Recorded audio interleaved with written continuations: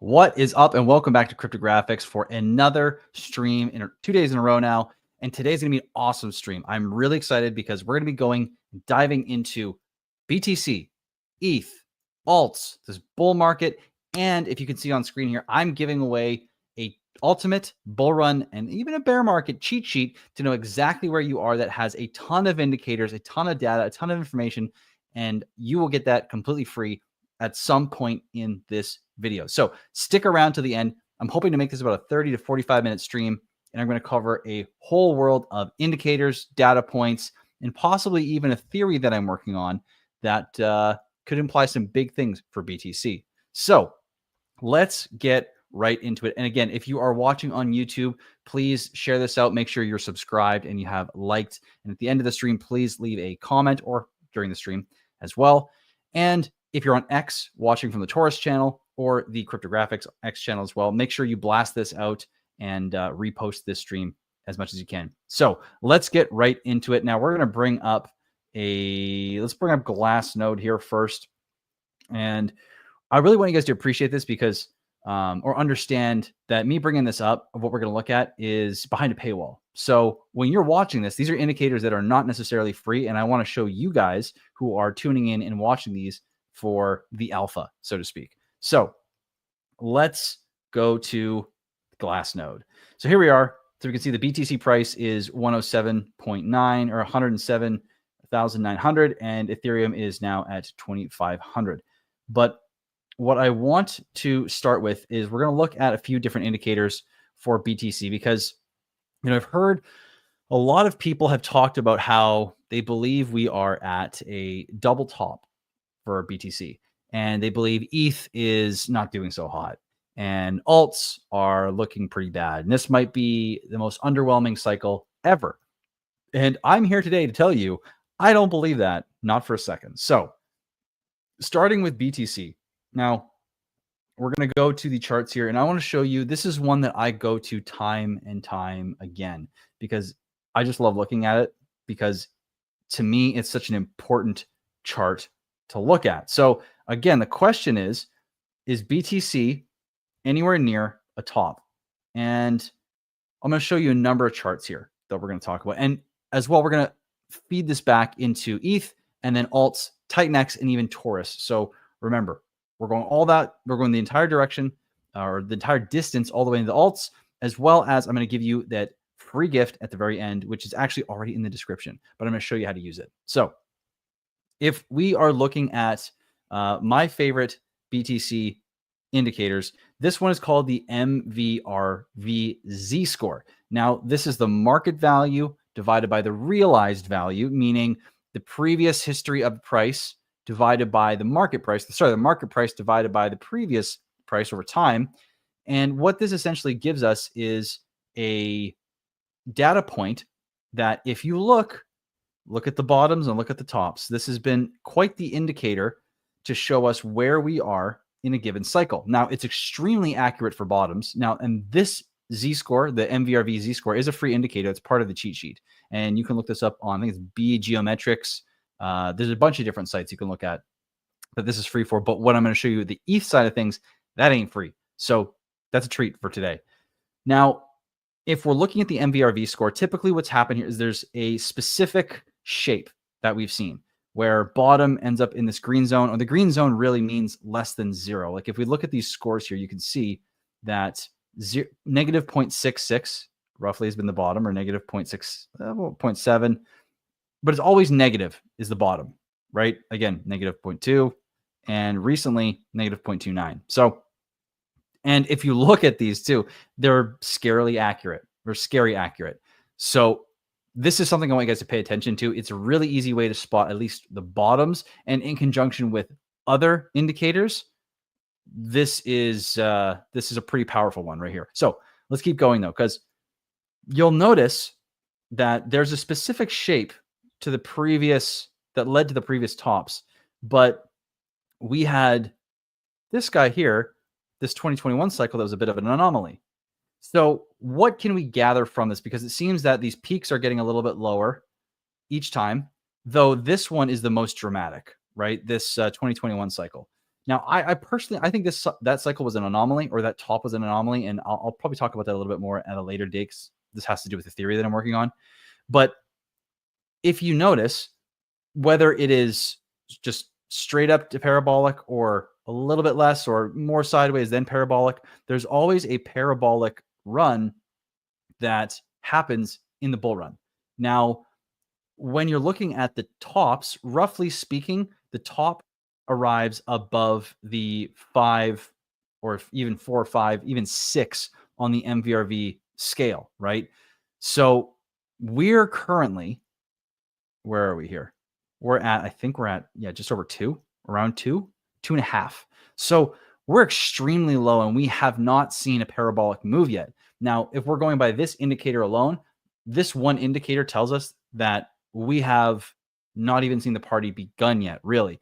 We've seen a couple little pop-offs where things have got a little exciting, but we're not even started yet. We haven't seen the parabolic move yet. So we're already at 100K. That being said, if we were to measure roughly from where the parabolic move started, from the last BTC cycle, it went up about 6.5x, right? So we're here right before it goes parabolic, which is obviously not quite as high on the scale here. And we go from about 10K all the way up to 68,000, right? So, or 67 or 68, whichever one it was. Not saying price is going to do 6x, we're going to go to 600K, but we'll get to this. I do think BTC is going to go higher than most people are expecting, because this 2021 cycle here is kind of a misnomer.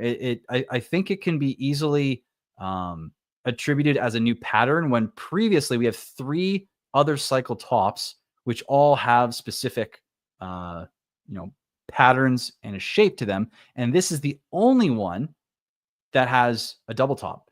And as far as I'm aware, now I got to do a little bit more research on this to make sure this was not the case with these previous. It could have just been that this was just new money coming in. And so this, what I'm about to say, doesn't apply to these previous cycles, but quantitative tightening started happening right up here. This is right after the COVID stimulus that happened in 2019, 2020, that led to this. And I have a theory that, again, like I said, I'm working on it. I'm going to present it soon, but I think Bitcoin was supposed to go, or BTC was supposed to go a little higher, and that's going to affect our calculations. So let's go to another one, though. Let's go to the Pi cycle top indicator, which I think is a very cool one. Again, this one's free as well, and this is in the cheat sheet. But typically, if we go to BTC's charts and we look at the Pi cycle indicator, which is 2 different moving averages. So it's the 350-day moving average that is doubled. So essentially 700-day moving average. And it's measured against the 111-day moving average. We get this Pi cycle top indicator, which is an indicator that shows when the 111-day moving average crosses over the 350-day moving average times 2. That's typically been the top. But this is something to pay attention to in regarding what I was talking about before, with this top being a bit of a weird one, right? So typically, if we zoom in here, what we can see is every time that this 111-day moving average crossed over the 350 times 2 moving average, there was a top. Look at this. Boom, right here. That's the top. It corrected, and then it went again, and boom, crosses right here. That's the top. If we go up to the next one, we can see it's running close, and then boom, right here it crosses right in this area, and that's the top. So if we go to the next one, we see it gets closer, just ever so slightly crosses like right here. It only crosses for like a millisecond, and it crosses even less than this one. So, and we're going to come back to this, because I want to explain why this is so important to understand, about why this is kind of like a misnomer, or this is like, I don't know, an anomaly is maybe a better word than saying misnomer. But if we fast forward down to where we are, let's go back to the original theory, talking about how Bitcoin is at a double top. Well, if this really was a double top, why is the Pi cycle indicator so far away? We have the MVRV showing so low. And if we even go to reserve risk, which is basically showing people's confidence relative to the price, and the lower the reserve risk is on the chart, which you're going to see, versus the price, the more confidence holders have. And this is based on some other math like HODL Bank, I think it's HODL Bank divided by the price divided by HODL Bank. Sorry. So I'm not going to get into HODL Bank today, but this has been a great indicator to show when people are confident and prices still have room to rise. So remember, we've got the MVRV, which is showing major bullish signals, and we haven't even gotten started. The Pi cycle indicator is light years away from looking like a top. The reserve risk is looking like it still has plenty of room, and people are still quite confident based on the movement of BTC via transfers and all that. So those are three big ones. And now I want to talk about this top here. Okay. So if you'll notice, the three previous tops, yes, they were declining ever so slightly, but they were very close together in terms of how high they had gone. Now you'll notice on a lot of these metrics that this top here is a weird one. It actually doesn't look like the previous tops at all. And like I said, this is a lot to do with quantitative tightening that happened after COVID. But I want to talk to you about why this is important, because as you're seeing in the title and as you're seeing in the thumbnail, that we're talking about possibly 400K BTC. Now, if you listen to different personalities, you've got guys like Bitquant who are talking about 150 ETH or 150K ETH is coming soon. I mean, if you listen to Saylor, I don't even know where he's at these days. He's probably in the hundreds and hundreds and hundreds of thousands of dollars.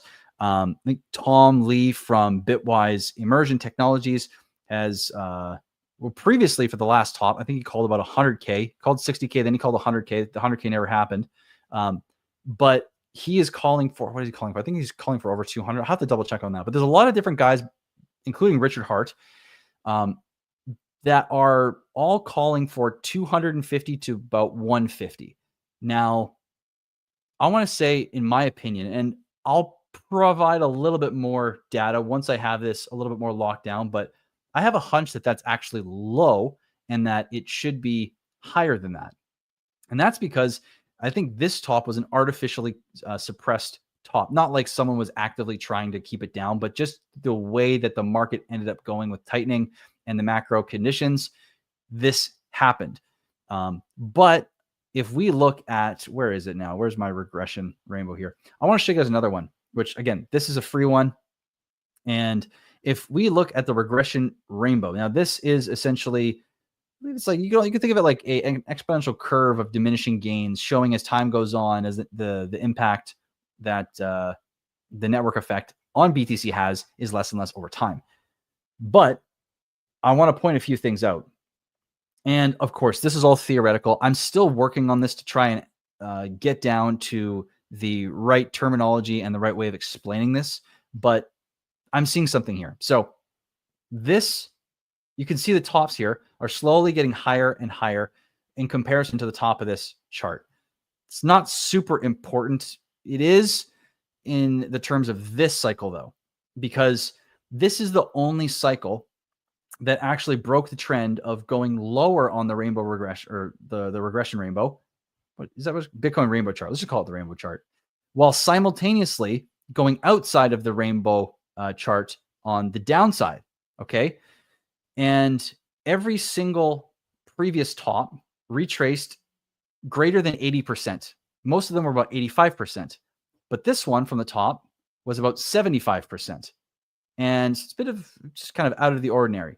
But if we look at, if we were to continue the pattern here of the bottom of each cycle being a little lower and the top being a little higher on this rainbow chart, BTC should have reached, if we were to draw a straight line through here to the top and straight up where BTC could have gone, it should have been right around 100K that BTC should have hit the last cycle. And I think it would have, had the conditions and the pandemic and everything that was going on not caused a loss of confidence, tightening in liquidity, and all of that, which actually, if we go to the BTC chart, which I'll go to right now, you can see I've already drawn this.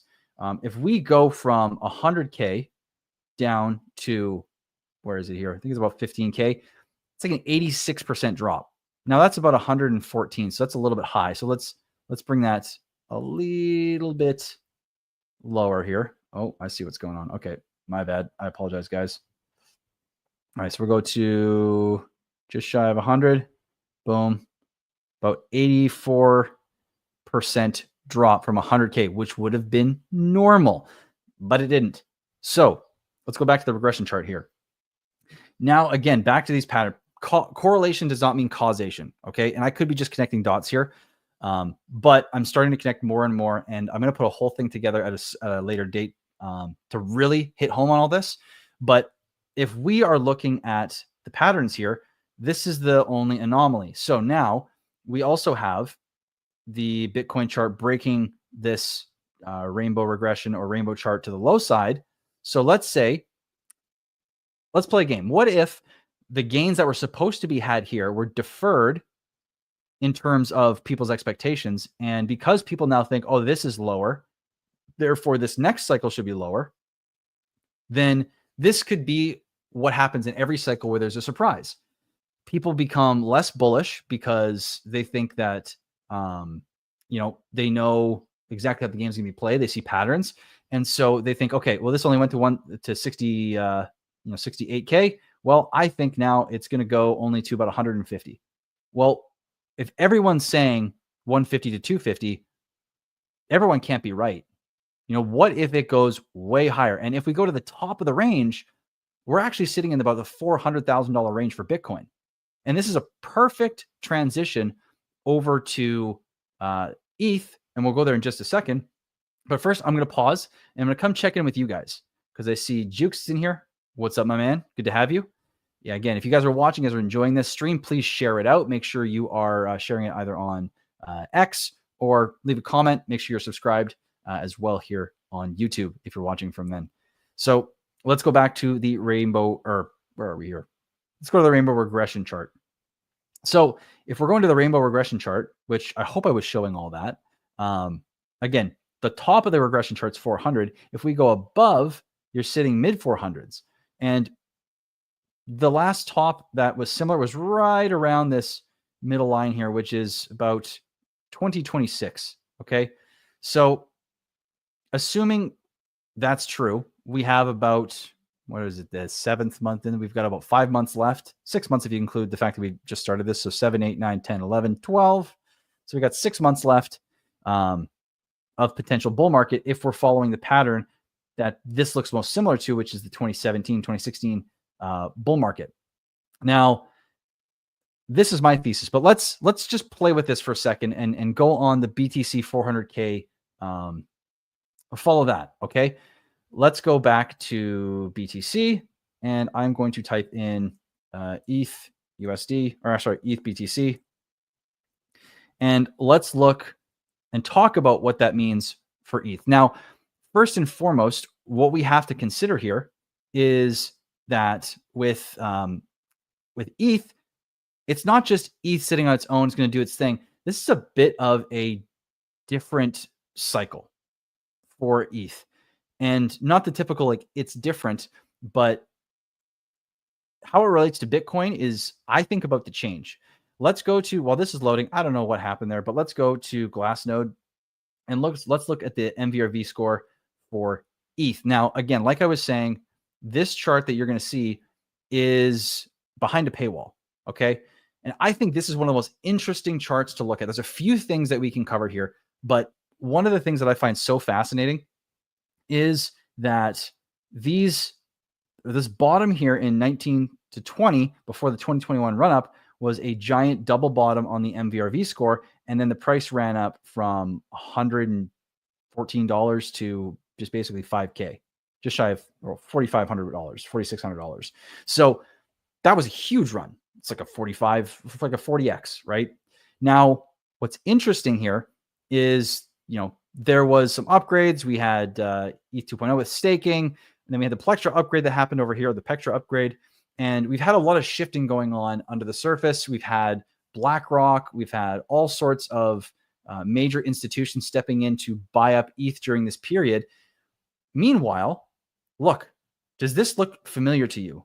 This is like a enlarged fractal, meaning a repetition of what we saw during the 2018 to 2020 period, where there was a bottom and another bottom, so double bottom, but a higher low on the second. And look at this, a bottom, we have this slow rise up, and we have another bottom with a higher low on the price chart. And now we have Bitwise Immersion Technologies, which Tom Lee has been a pretty well-known investor for some of his calls. I believe NVIDIA was one of his calls. There's a bunch of them. I'm not super well versed on him specifically, but there is a clip of him. I believe it's on MSNBC, but it could be one of the other news channels where he's coming on and talking about how he believes Ethereum is the next Bitcoin. That's pretty massive. And to back that up, he's basically becoming the Michael Saylor of ETH, or trying to. Now, he's already got competition because SharpLink Gaming has already provided $400 and some odd million in purchase towards ETH, I believe it is. And so we're seeing institutions and the narrative flip to ETH. You have privacy, you have stable coins. The big beautiful bill just passed. If we have the Clarity, the Genius, and the One Big Beautiful Bill, that's kind of like the perfect storm for retail institutions to bring stable coins on chain, real world assets coming on chain, and Ethereum can hold smart contracts. BTC can't. So where's all this economic energy going to go? Probably to a chain that's been around, it's been tested, has a very good track record, already has a ton of on-chain value, and I believe that's ETH.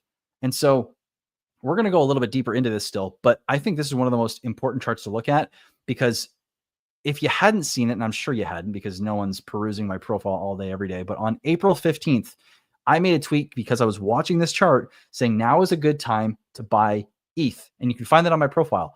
And that was at $1,589. And now we're sitting at, where are we here? 2,500. And so that's a pretty big increase from here, but we're not even getting started. Like when the previous tops were in, we saw this absolutely spike. And we're so low here with the price being already at $2,500 that the question then becomes, well, where can we go? And let's look at the ETH-BTC ratio. I'm going to see if I can load it this time because it wasn't loading before, as you guys saw. And let's talk about what this means. And let's remember what we talked about with the price for BTC and for ETH. Okay.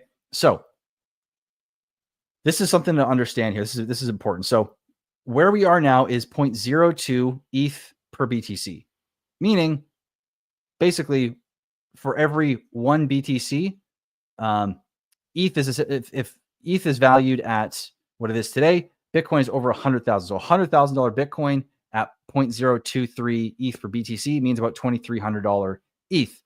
So if BTC goes to 250K and ETH stays at this ratio here, well, that's a 1.5x or 2.5x, sorry, for BTC going to 250K. And that means that ETH will also do a 2.5x from here, meaning it will go to like $7-ish thousand if it stays here. But here's where things get interesting. Let's hold that $250,000 price point for BTC, and let's look at its previous top, not the all-time high, but the top.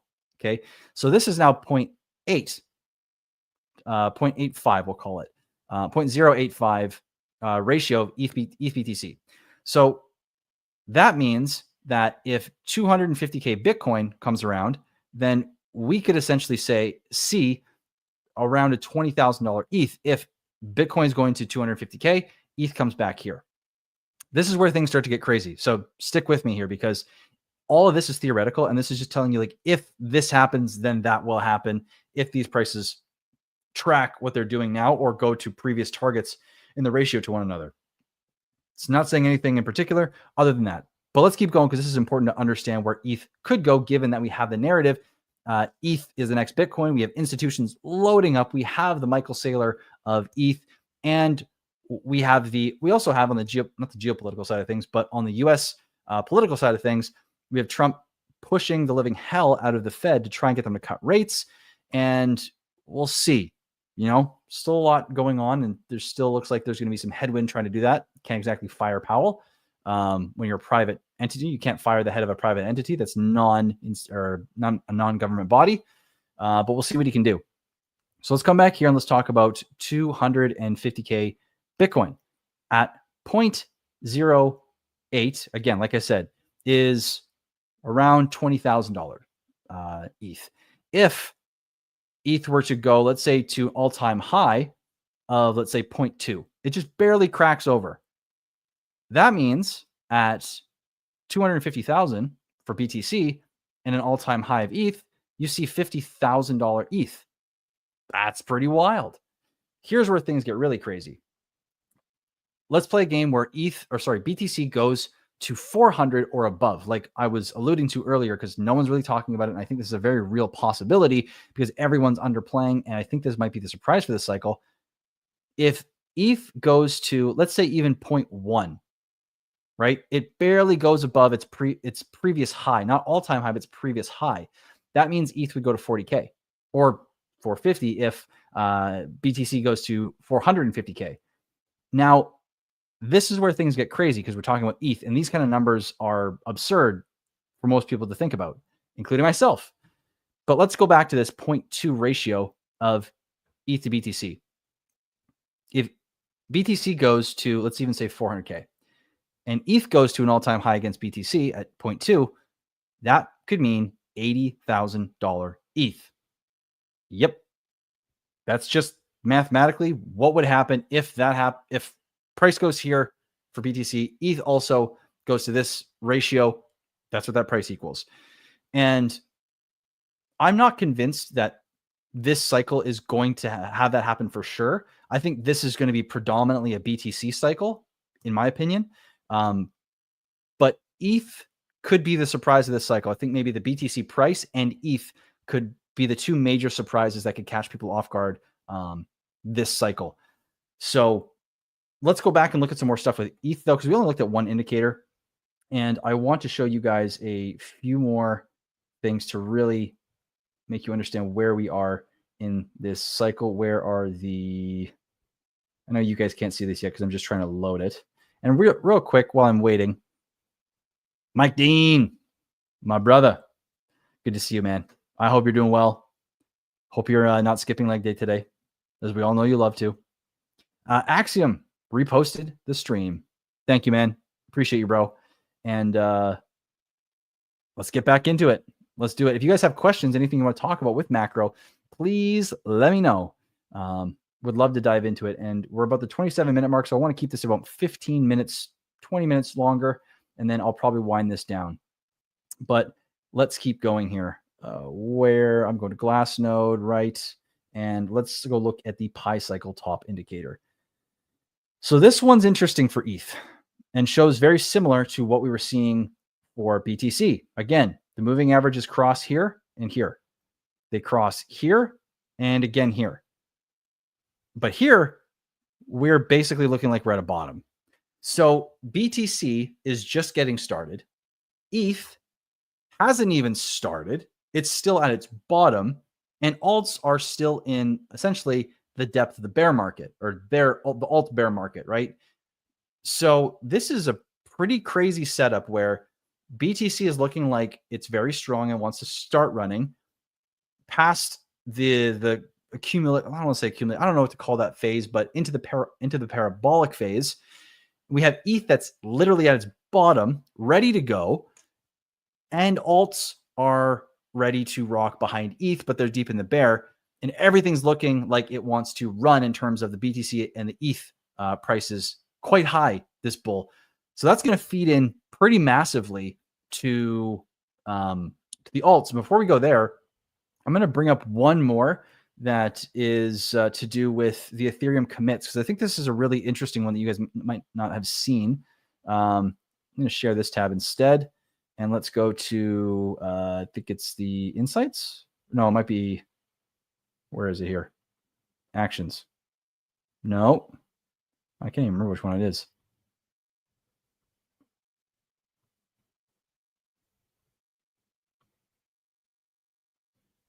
Which one is it?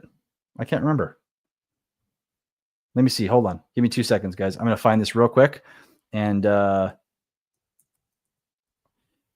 me see. I thought I had it up and ready to rock, but I clearly didn't. So, you think you're prepared, but you can never be too prepared. So let's go right here. Bada bing, bada boom. And we're going to share this one right here. Here we go. Okay. So I don't know if you guys have seen this before. And this is one of my favorite stats that's hidden in the background. So again, this is part of the cheat sheet. So look at the previous, well, it's a year. So right here is 2025, right here. Everything else is up to basically July 7th. So pretty much a year to date from where we are today. Nothing, we're having an average probably around, 15 commits a week. But now this year, look at what's happening to the number of commits. And what are commits? Well, this is code commits on Ethereum. This is people building. This is people making and issuing smart contracts. And look at the uptick in activity. And this looks to be just spiking lately. And if we cross correlate that with a, where is it here? I'm going to bring up the transactions for Ethereum. And you're going to see in just a moment, right here, look at the transaction count just spiking. So you've got building and you have participation that is absolutely spiking. And we had, I believe it's the third highest day in transactions on Ethereum ever happen just a few weeks ago or a week or two ago. So this is huge. There's a lot of pieces to the puzzle here that are showing very, very, very bullish signs. And I don't think you want to start thinking that we're at some sort of a top here. There is legislation coming in place to basically drive retail adoption into crypto as we speak. And retail, and I'll show you this, retail has yet to come into play. And I can prove this to you in a number of different ways, but just one simple way. If we go to Google Trends right now and we look at 3 keywords: CoinMarketCap, Coinbase, and Bitcoin. That's it. What do we see? We see spikes right during the tops of 2017, a spike during April 2021, and then we are actually on a decline currently, meaning no one cares. And that's partly because the media has been silent. And in my opinion, I think the media is well timed. The media releases articles, publications, news stories, headlines, all that when it's time, when they want the market to be frothy and FOMO, and Bitcoin can now go and the retail can now come in to pump the people's bags who got in originally. So this is on the cheat sheet as well. So go into the description and go to the Google Doc to actually see all of what I'm talking about in there. And you'll be able to watch this, because as this starts to spike up, this should be a time that we're at or near a local top, but not always, because if we look at the spikes here, we're at an all-time high on the price of BTC, but yet we're still quite low. So it's not perfect, but it shows you when interest is spiking, which is important to understand. So real quick, let me just double check I haven't missed any comments. Cool. And let's go back to, so we got the Google Trends. Let's start talking about what this means for alts. So Total 3 is the total market cap of, and I'm not sharing, so let me share. Total 3 is the crypto total market cap excluding BTC and ETH. Does include stable coins though. And this to me is a very important chart. And this, as you'll see many people talking about, is the altcoin chart, basically primed and coiled up and ready, what looks like, to slingshot. Now, there's never been a compression like this, what's called a compression, where things are kind of wedging to a point. Things are compressing, the charts are compressing. This is what they're referring to. And there's never been a compression quite like this to this degree. And so because of this, you see a lot of people speculating, and I would say I'm speculating in this as well, that BTC, the alt space, is going to rip. The last time there was some sort of a compression, where we had this guy here, we had downward, and we had another like a sideways. This is a reversal pattern here. But the last time we saw things coiling up, and this is a very different pattern, so it could mean something very different. But the last time we had a reversal pattern like this, we saw alts absolutely explode, and the market cap for alts went from 32 billion all the way to where we are, or where we are now, which is a 34, almost a 35x in total market cap for just alts. So that could be huge if we're looking at something similar. Even if we're doing a 20x in total market cap, that is extremely significant. So alts are looking primed. BTC is looking primed. ETH is looking primed. I think personally in the next few months, we are going to, or the next, I would say month, it might even be this month for BTC, next couple months for ETH, and then following ETH will be the altcoins that will come. And I believe this will probably land us into early 2026. It wouldn't shock me, short of something like a black swan happening. But what does this mean for our beloved Titanx ecosystem and Torus? Well, I'm going to get into that in just a second here. Let me go back to the stream, make sure I'm not missing anything. Great. Let's keep going. Let's go look at Titanx. So Titanx is looking like it is creating a whole lot of W's. You've got the W formation looking like it wants to form here. You've got another W, which led to an all-time high or to a local high. And then now this might be the start of another W. And what might start this W? Well, TORUS.win is about to launch, which is my baby, my project that I am going to be launching between the July 9th and 11th. And that's the launch window, so it can launch anytime within there. But if you haven't already heard of it, go into the description below and check out a ton of the links. Come to the Telegram group and come ask all your questions. There's videos that I've been making about it that it can explain things easily to you. And I want you to understand that this thing is truly the first of its kind on the blockchain, and it might do something special, okay? And I don't want you guys to miss out. So back to Titanx, though. If we are looking at that altcoin or the total three that is excluding stable coins, showing that the altcoin space is about to absolutely rocket. Well, Titanx happens to have nearly $15 million in total treasury funds that's in ETH, that if ETH starts rocketing in value, that is going to skyrocket. And I believe at $80,000 ETH, we're talking about a $220,000 treasury. Don't quote me on that, but it's absurd for the Titanx ecosystem. And if Titanx ecosystem is pumping, there's about 40 other protocols, 41 when Torus comes out, that will all be pumping together.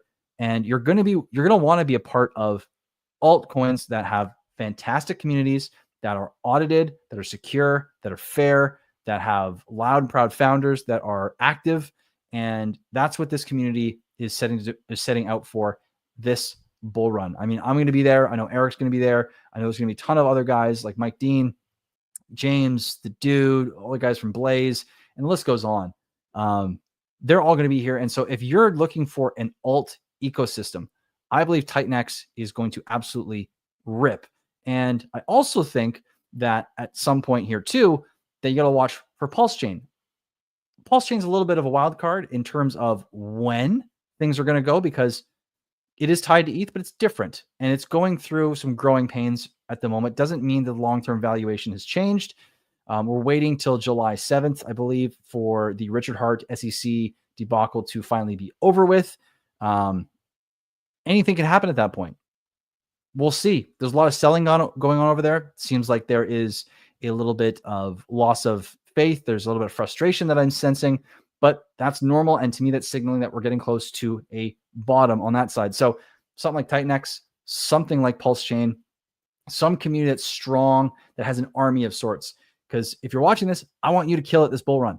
And that's why I'm giving away in the description, I'm giving away that free cheat sheet with a ton of different metrics, indicators that I haven't even mentioned here today that are super useful to measure where we are in the bull and the bear. So let me just check in on stream, and we're doing good here still. Fantastic.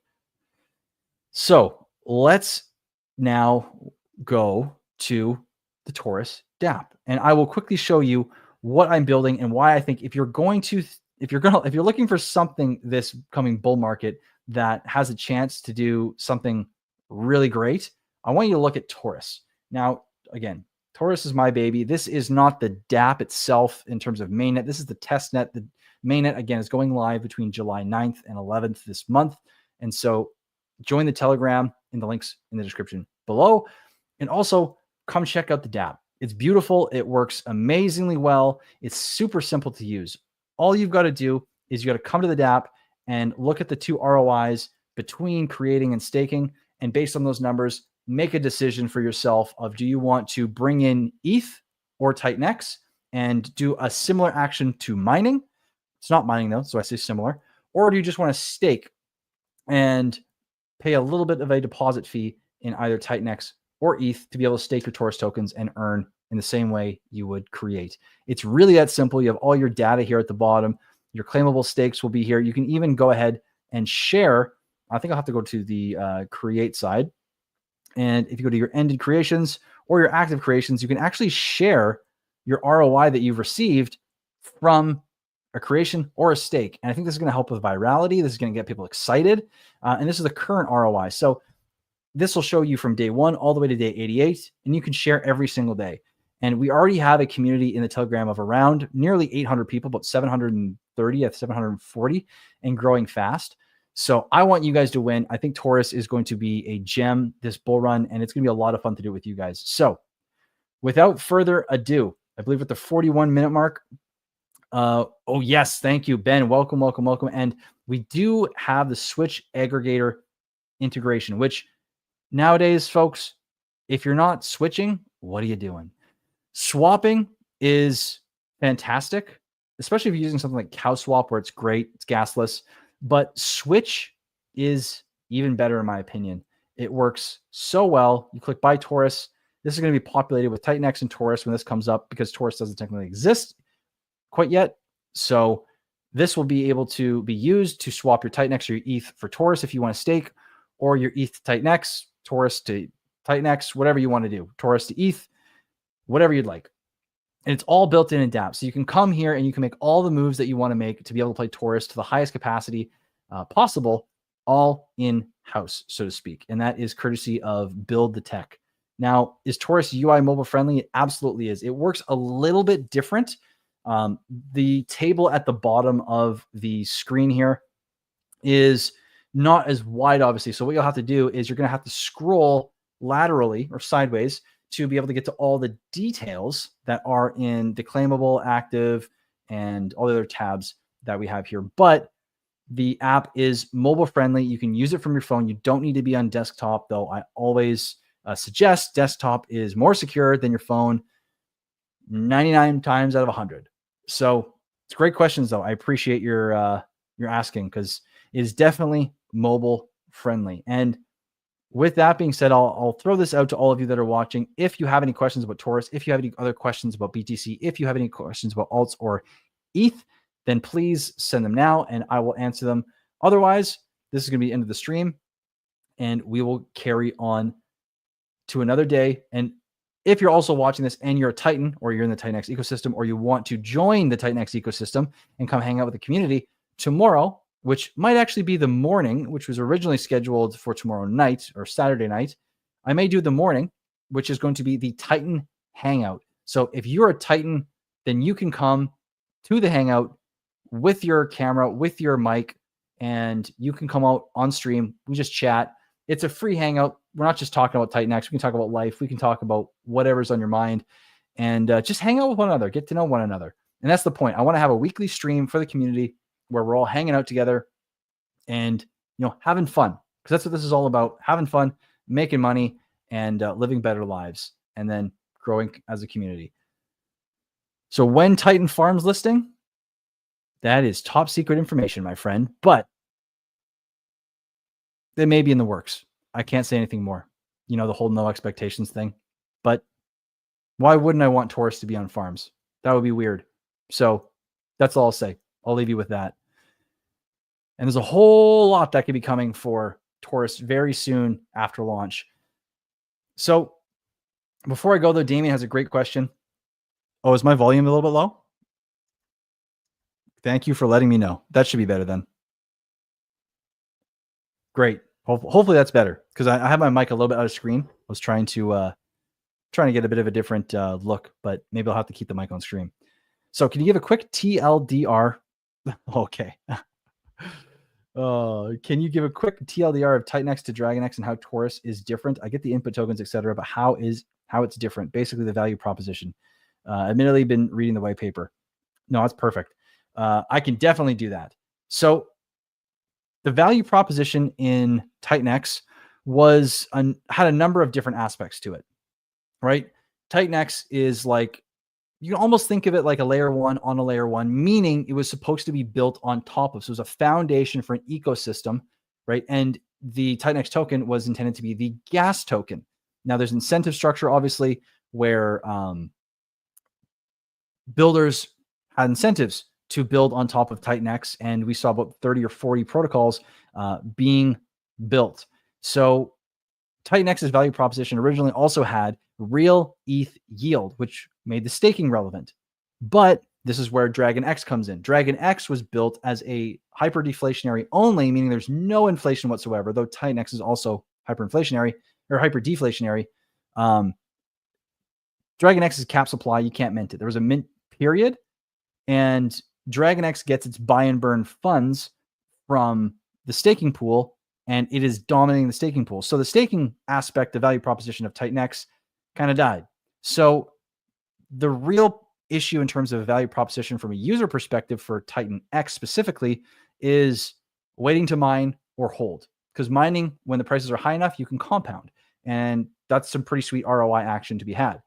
But DragonX is also a solely cap supply hyperdeflationary token, but it needs ETH in order for it to be burned. And the way it gets ETH is from TitanX mining. Now, TitanX is a ways away from the mining period at the moment, meaning DragonX does have about 1,000 ETH, I believe it is, total. And TitanX in the buy and burn V1 has about 4,500, which obviously is amazing.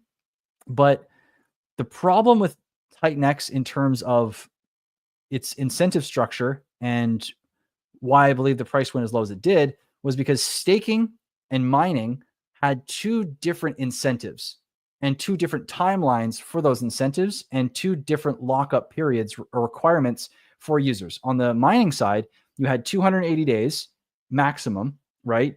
And you got T rank bonus and you got tokens at the end of it, but it was maximum 280 days and it earned you TitanX. If you stake your TitanX though, to get the max amount of shares and therefore the most amount of ETH for staking, then you'd have to lock up for up to 10 years. And you'd only get, you get to claim ETH payouts intermittently every 8, 28, I believe it's 90, 365 or 360 and 888. I think that's right.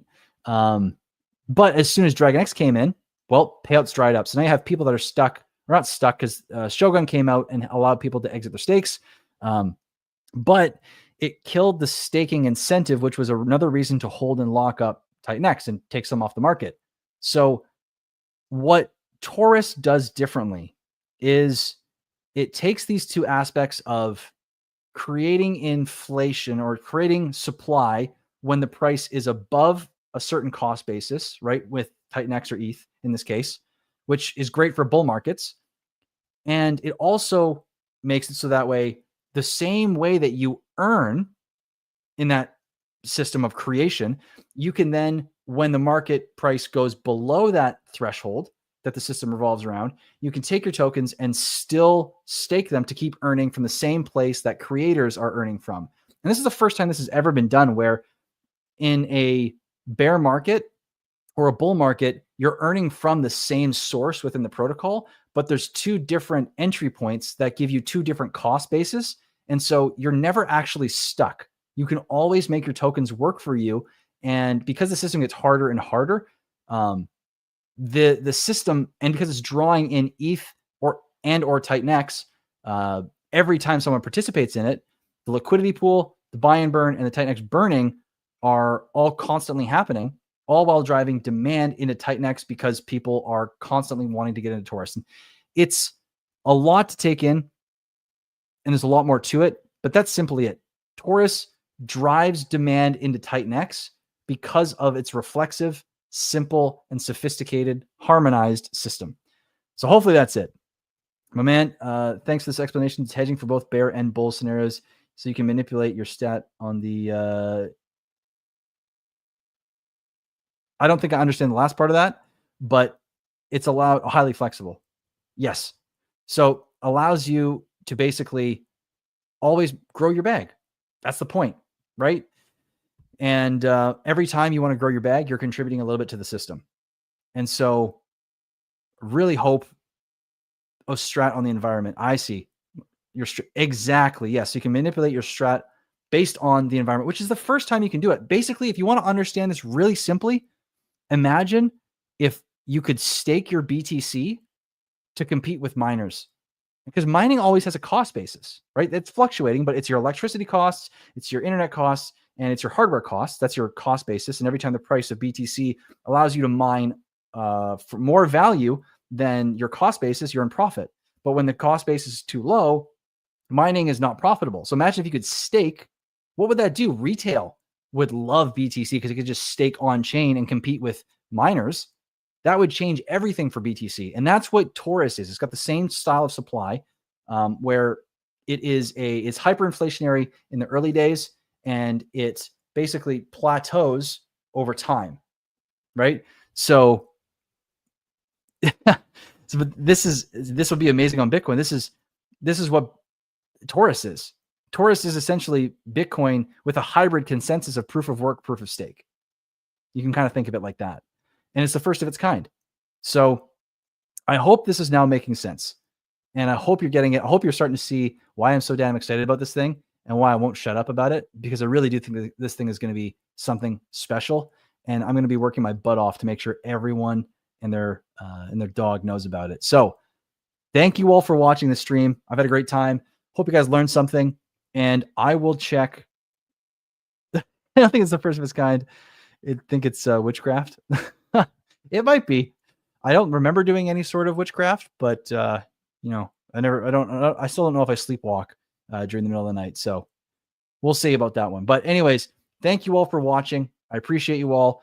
And make sure you're tuning in to the next stream for the Titan Hangout. It's going to be a lot of fun tomorrow. And I'll also be doing a space in a couple hours here at 4 on X. And we're going to be talking a little bit more about Titan X, macro. It'll be a hangout. So come hang with me there. And I'll see you guys in the next one very soon. Peace and have a great 4th of July if you're in the States, and a great weekend.